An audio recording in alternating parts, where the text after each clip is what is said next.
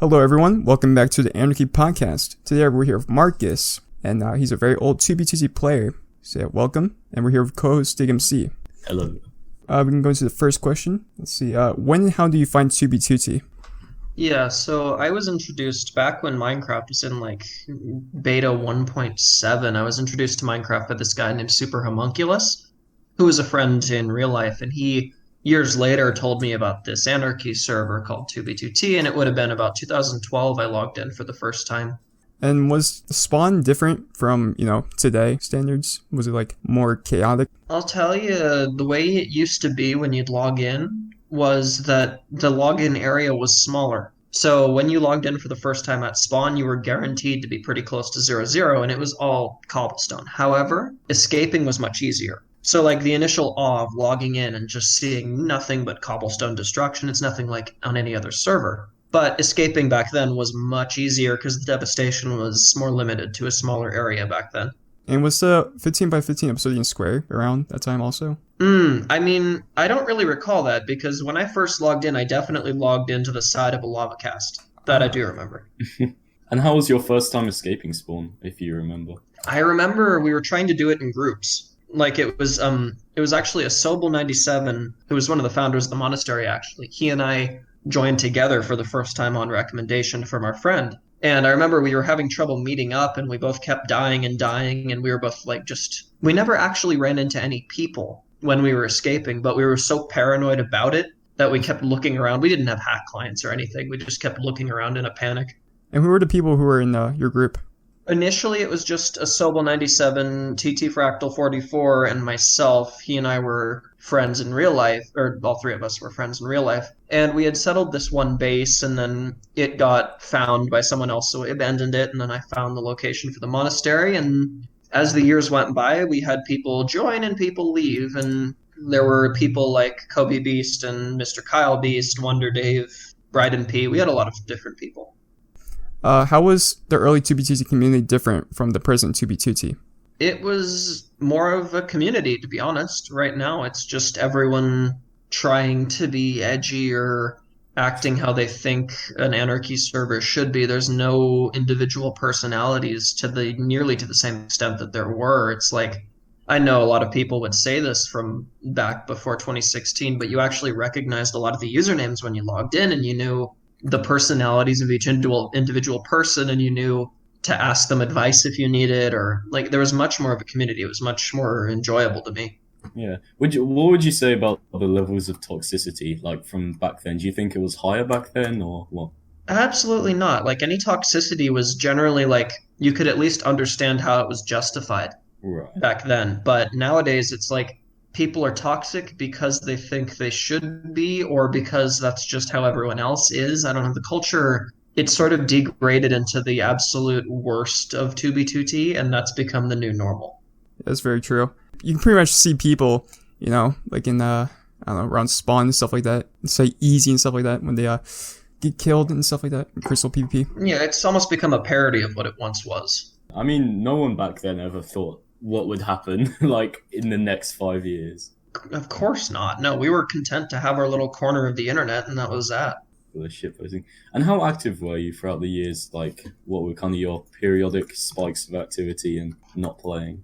It fluctuated a lot. Like, for the first few years, I wasn't really into it. And then, like, probably 2014-ish, I got kind of into it again for about a year, and then it faded back out, and I would play maybe once every couple of days up until I got invited to Kinograd base. And at that point, I was a little more active, but it got griefed, and then I quit altogether for a couple of years. And then around 2018, of course, I logged back into the server and found the monastery still not only intact, but improved upon. And that sparked a lot of reactivity for me until the monastery also got destroyed. So I've fluctuated a lot. And can you tell us like a more in-depth history of Kino base? So I was invited to Kinograd by Silver Crown King, who was kind of one of the only people whom I really interacted with to the point of like speaking with on Skype on 2B2T, because here's an important detail about the monastery, and this helped its security. Everyone who was invited during that time was all known in real life to someone else in the base.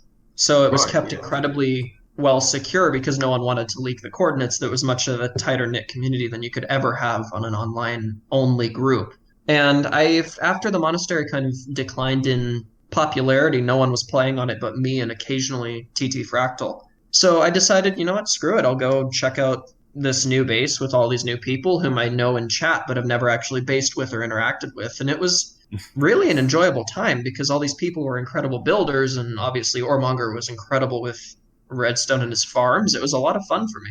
And can you tell us a little about how you like first founded the monastery? Because that's kind of what you're most known for, especially from the FitMC video. So how, like, what was your first build? What did it first look like? All that. Well, really what happened was we were all playing, we had our first base on 2B2T, which we called the bunker. It was just a Sobel and Fractal and I, and we had made the mistake of building it right at z equals negative 100k. So like literally right on that coordinate. So, and the portal was in the base. So 2 big mistakes. And one day we saw some person that we didn't know running around near the base, and so we said, okay, this is compromised. So we packed up all our stuff, and I was just ahead of everyone else looking around in the nether, and I popped out the portal and I found this beautiful island, and I figured, well, I'll move the portal somewhere else and we'll put down our roots here, and we did, and it lasted longer than it should have in all seriousness. Yeah, 8 years. That's insane. Yeah, and there's one, when I was reading the YouTube comments of FitMC's video, someone pointed out something I hadn't even considered. They said the base was too far to make it realistic to walk to in the overworld and be discovered that way.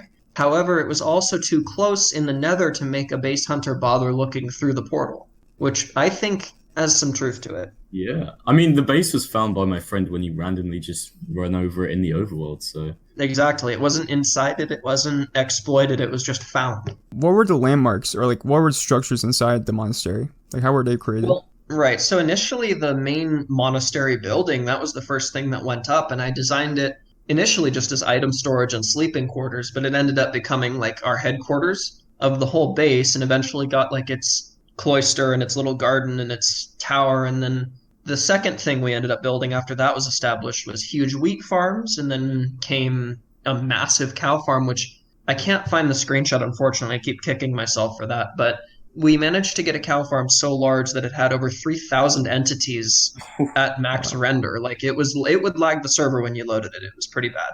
What's the deal with the like the massive like iron pyramid? Because I know So that was the fourth thing that we ended up building. We got frustrated with not having a lot of building materials, and we had some villages nearby. So I figured, I might as well build an automatic iron generator. I've never messed with that stuff before. So I got the villagers to breed, and then I started building these iron cells. And TT Fractal, he built the kill chamber. And then we realized, wait, this thing is only running when we're online. So he took one of my alts, which was Demong25, and he programmed a bot to keep it logged in 24/7. And so it generated so much iron that every iron building you see at my base, except the very largest pyramid, all of that iron was legit. Damn. Wow. That's because we kept the bot logged in continuously for, I would estimate, probably 2.5 years. Jeez, what, like 24/7? Yes. Fully? Wait, yeah, exactly. So was it hosted completely off your friend's PC, or? He had a dedicated computer, it was a really, really shitty computer. It couldn't even run Minecraft. It just ran a program that kept it logged in. That's sick. So it also eventually, like, he had upgraded it so that it would report on the TPS every 20 minutes, and it had basic chat functions. Fit was actually correct in saying it was one of the first, like, bots on 2B2T. That's insane. So a bot was just AFKing at the base for 2 years? Yes, exactly right. Jesus. It's crazy when you think about it now. How long did it take to build the whole base? That's really hard to say because, like I said, it went through periods of inactivity. I don't even know, like, for instance, I stopped playing around 2016, and then I don't really know how much time elapsed before Zapama got going with what he was doing, because, he found the base after we had all quit. So you could probably, if you were trying, the base wasn't the biggest. You could probably build it pretty quickly. It's just a matter of, like, not a lot of active people at the base and not a lot of interest in building it. So it's not as large as I had. If I had been playing more frequently, it would have been much larger than it was, I would say. Yeah. Did you have plans for the base in the future before it got griefed? Yes, I had a lot. I had actually just started designing a sort of Russian-themed building or Russian-themed district entirely. It started building like Kremlin-style walls, and then Zapama had plans for some sort of futuristic city he was going to put under our large pyramid. We had plans to continue expanding out. That's pretty interesting, though. You still plan to make on like building stuff in like. Could have been the 10-year-old base. Yeah. Easily, like I had no like. I lost interest just because I was the only one left, but having Zapama there, like I was getting back into it, and like from I would say November of last year in 2019 to right when it was griefed, I was active almost every day. What was your reaction when you logged in after a long time and saw someone had been building there?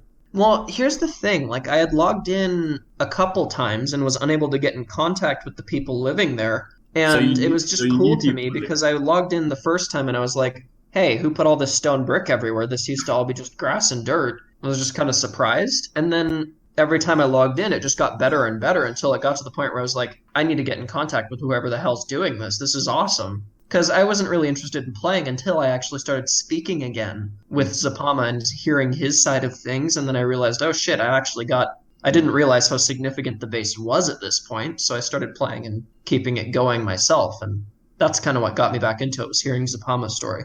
Yeah, that's sick. Do you know how Zapana found it? Did he just stumble across it? He had gone into the positive-negative quadrant and based with some other new players, and their base got destroyed, and he was kind of on his own wandering around the overworld. And he came across, and in hindsight, this was probably pretty stupid that I had built this, but I built a really long railroad that was probably 3,000 blocks long in the overworld, just like kind of flying through the air, to go to an ocean monument, because back then, ocean monuments, they were incredible. So I had built that, and he ran into that, and then he just kind of followed it back to our base and then found it, and he said he had looked around and realized it wasn't really griefed but abandoned, and he was like, well, I might as well just stay and take it as my own, and he did.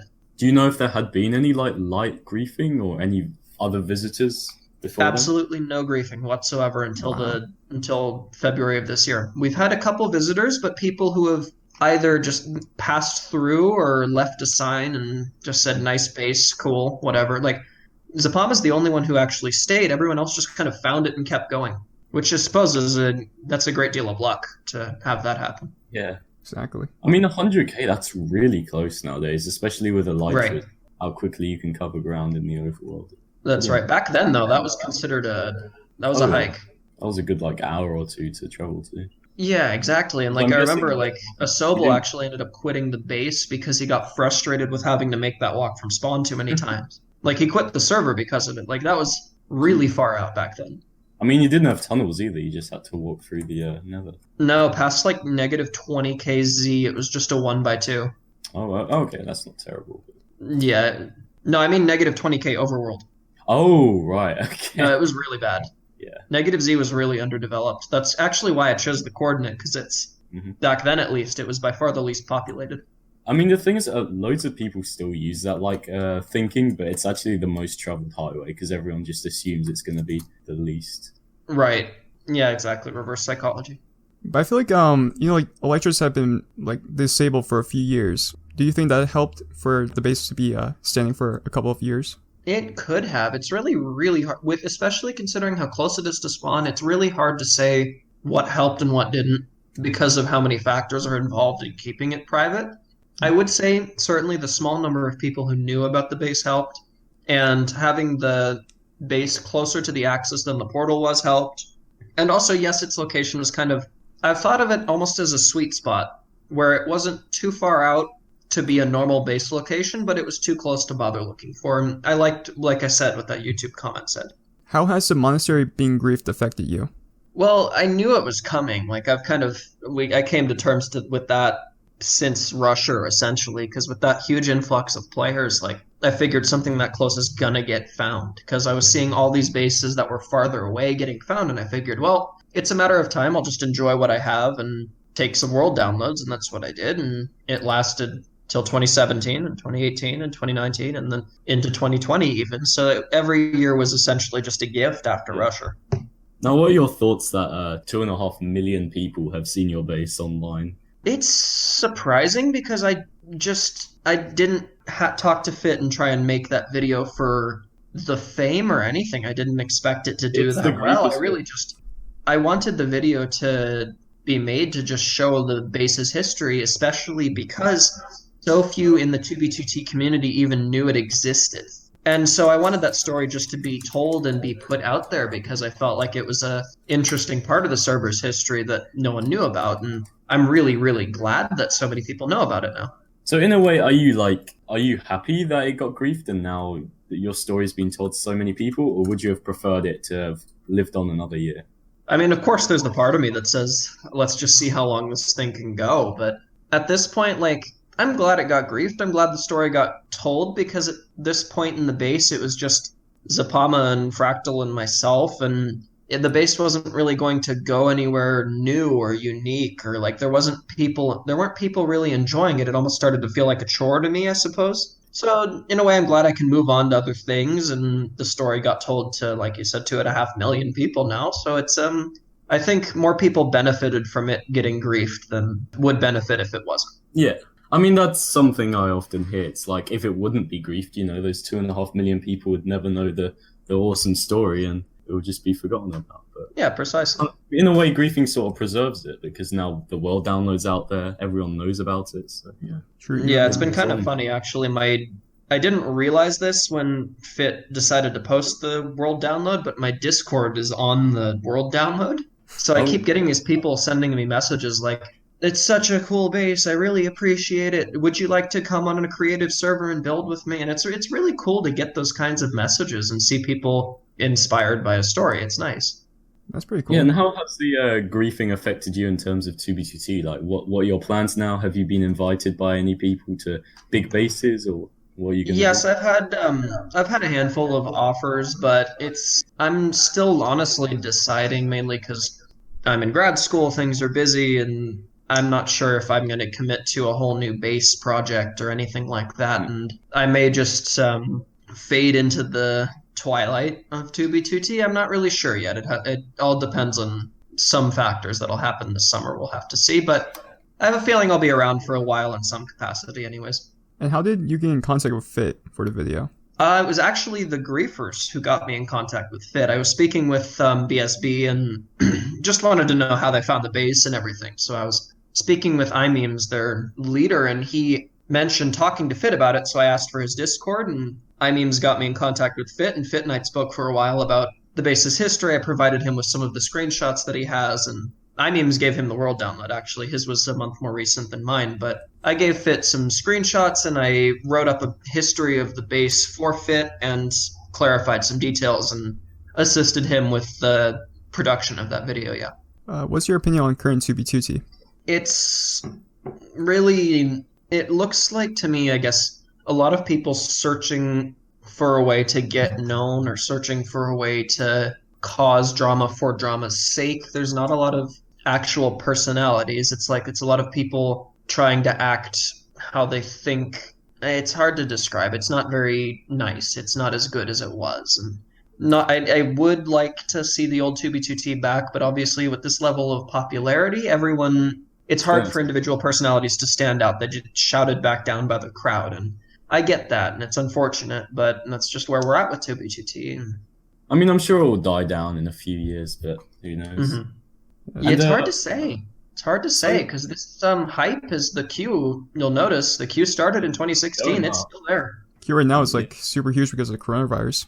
Yeah. Mm-hmm. Yeah, of course. And also, I think Fit's going to try to do his best, if the server ever does die, to try and get as many YouTubers to join it as possible, just to save his own channel, really, I guess.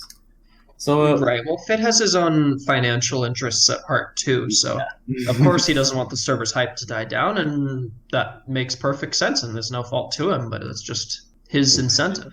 And at the base, there were some songs saying that the name changed. What's the deal with that? Because it was apparently called Gape Haven or something.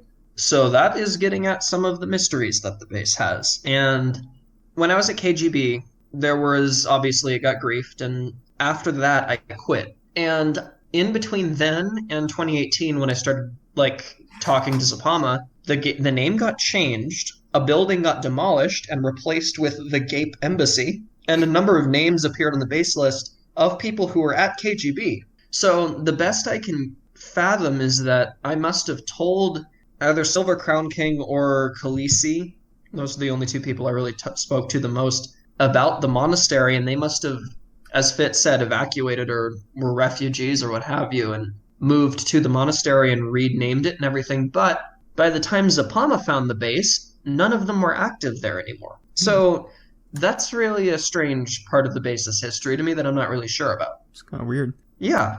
I guess they kind of thought you just left, so they were like, "Oh, let's make this base and claim it for our own."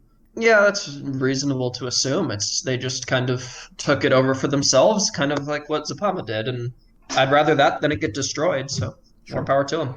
So we can go back to 2B2T, Spawn and stuff like that. Do you think 2B2T was better or worse? Certainly, I would say, well, there's better and worse in some respects. I mean, the infrastructure is much better now, having the groups like the IIS develop incredible roadways and highways. It didn't used to be like that. It was actually kind of difficult to get to places you want to go. And even on top of that, the number of player-built just individual tunnels in the nethers, there's so many nowadays that traveling to most coordinates within 1 million blocks is pretty damn easy now. That didn't used to be the case at all. Like, I had to build the tunnel to the monastery was hand dug by me off of the highway only 3,000 blocks, and there was no other tunnels in any direction. Like, it was bad back then in that sense. But also, the community was much stronger in the old days. There were people who had quirky characteristics that you knew about. You could actually, believe it or not, have intelligent conversations in the chat. There were no bots. Like, it was much calmer, much more chill, much more, frankly, enjoyable, and not as hostile. Yeah, I can see how that relates. Because right now, with like elytras and stuff like that for the highways, you can get to like 1 million in an hour at least. Mm-hmm. Yeah, and you've been to the world border. So, yeah. Actually, have you been to the world border? I haven't. I think KGB was probably the furthest out I've ever been. And that, I don't remember how far that. I think it's like 800k? I don't remember. It was a long time ago. And you definitely still play on 2B2Z, but you still on planning, like, on making bases in future?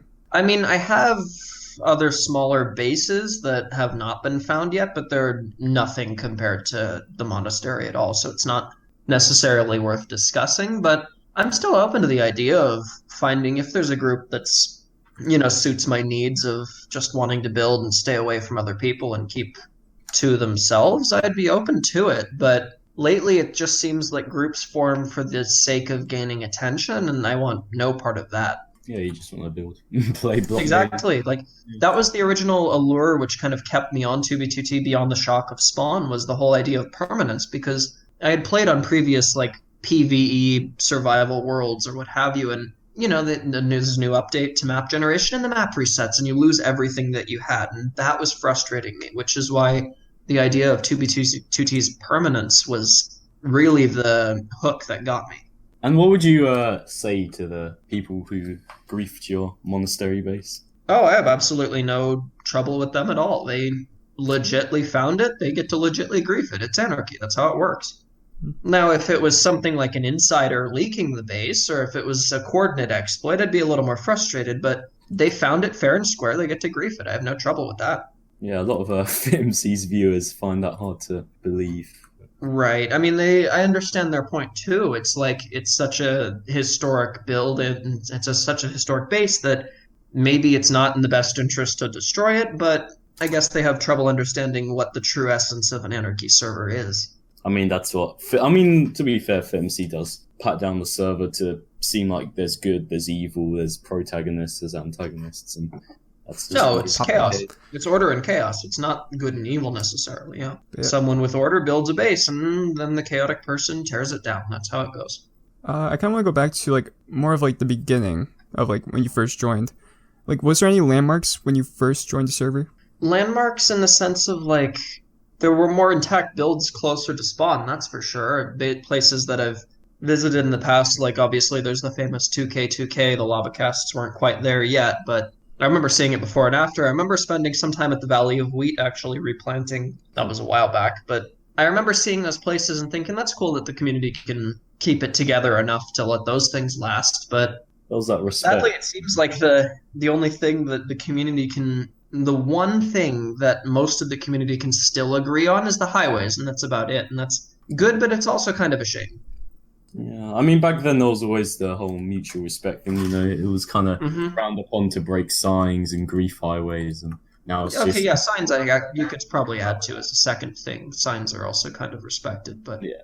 yeah, like there were certain there was an unspoken agreement back then, like no one touches the Valley of Wheat. That was I remember that to be spoken in chat. Like that was a verbal agreement by almost everyone.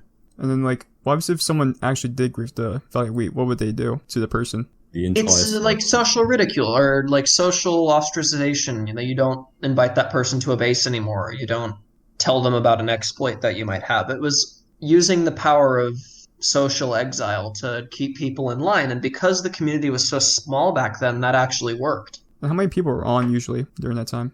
Probably 20 to 30 at peak hours. It wasn't very many. Back in like when the monastery was getting going, it was very, very few. Was there any like mysterious or like any encounters with Housemaster or anything like that? There's only the question of what happened to our mob grinder, and we're still not quite sure about that because when I logged out for the last time, which would have been spring of 2016-ish, the mob grinder was still there. It was a giant box basically next to the iron generator. And Zapama has no idea what happened to it. I can't get in contact with the old people from KGB, and I've been trying. And Fractal has no idea what happened either. So either the people from KGB took it down themselves, Zapama is lying, or House deleted it. It's one of those three.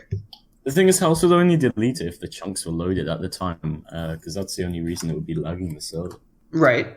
And that's a very reasonable thought. So, which leaves us with, for some reason, and I have no idea why, the KGB folks who ended up moving to the base would have destroyed it, and I don't even know why they would do that. So, it's a strange little part of that base's history. Are there any other like cool little stories like that not many people know of? Oh, sure. I mean, there was the giant. This isn't really mysterious, but it's just kind of funny, I suppose you could say. Kobe Beast and Mr. Kyle Beast, when they were the first people after the original three to get invited to the base, and they decided to secretly build their base at bedrock level directly underneath the monastery's main building.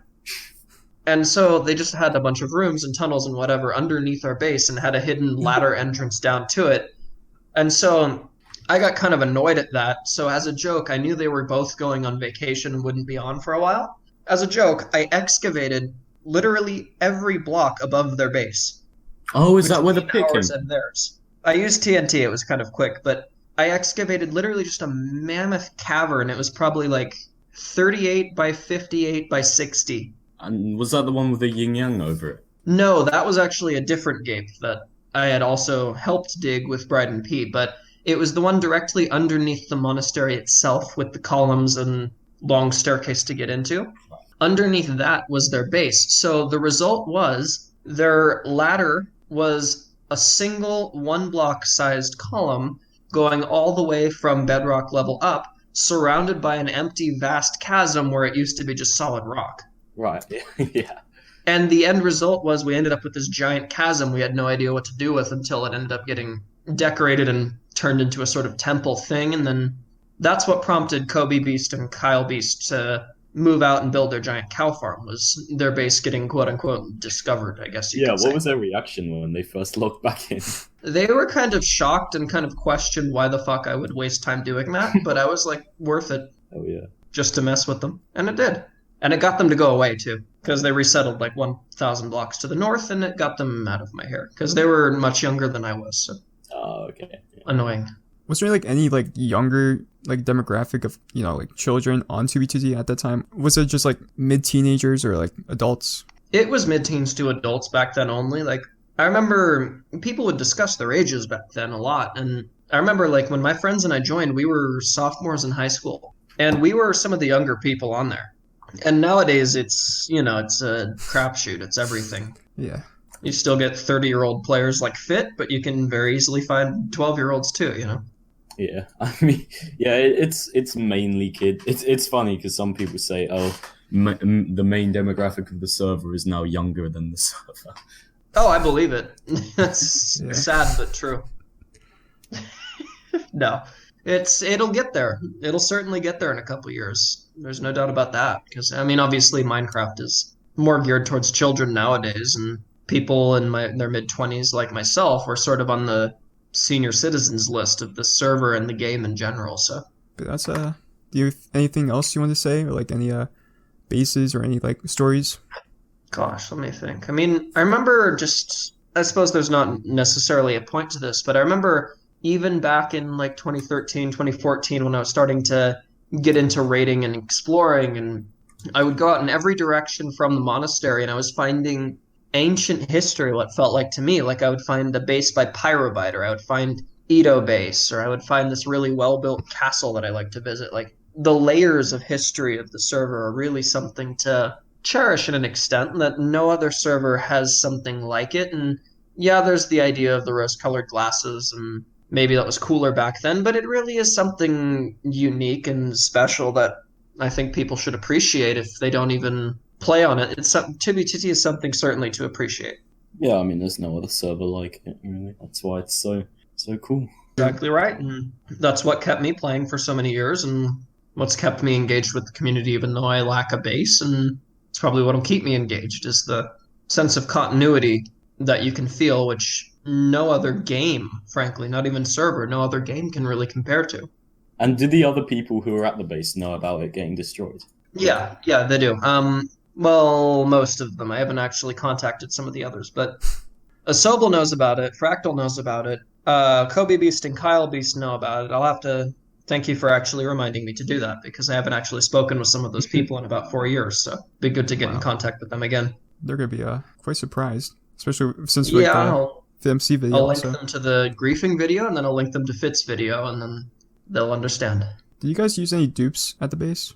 Only once. We used the donkey dupe to dupe a shit ton of iron so that we could build the last build that the base ever had, which was the pyramid that goes from water level up to the height limit. Used about, I think it was 2 double chests of iron blocks. 2 double chests of shulkers of iron blocks, I mean. Yeah, damn. I mean, those double chests full of the shulkers were actually still there after the grief, which is interesting. Right, yeah, exactly. Like the griefers didn't, like, it was actually funny. I was actually checking out the base about a month after the grief happened. There was still TNT exploding on that pyramid. It was so huge they couldn't grief it all. Yeah, I know. Like, round one of the corners, I remember I logged in the day after, and there was like shit exploding everywhere. Yeah, exactly. Like, it was such a big build. Like, it took Zapama and I a while to build, but it was worth it. It was, it was kind of a last hurrah for the base, and it worked out pretty well. Well, I think that's everything. Yeah. Do you have any shoutouts? Anyone or anything you want to shout out? Any shoutouts? I mean, I want to shout out Zapama, because no one else has been so surprisingly kind and surprisingly loyal and such a damn good builder for 2BTT, and I couldn't have been blessed more to have him as a base mate by accident, but a happy accident. So I'd like to shout him out. He was great. Very nice, very nice. And our final question, the most important question: what's your favorite type of cheese? Cheese. I would have to go with something soft like a brie or a camembert, because if you warm it up a little bit, throw it on toast, it's better than any kind of jam or butter or whatever you put on toast. It's heavenly. Very nice, very nice. Well, thank you for the interview, Marcus. No, thank you all. Yeah, stay tuned for the next Anarchy podcast, and make sure to check out other stuff. And yeah, goodbye, guys. Goodbye. Take care.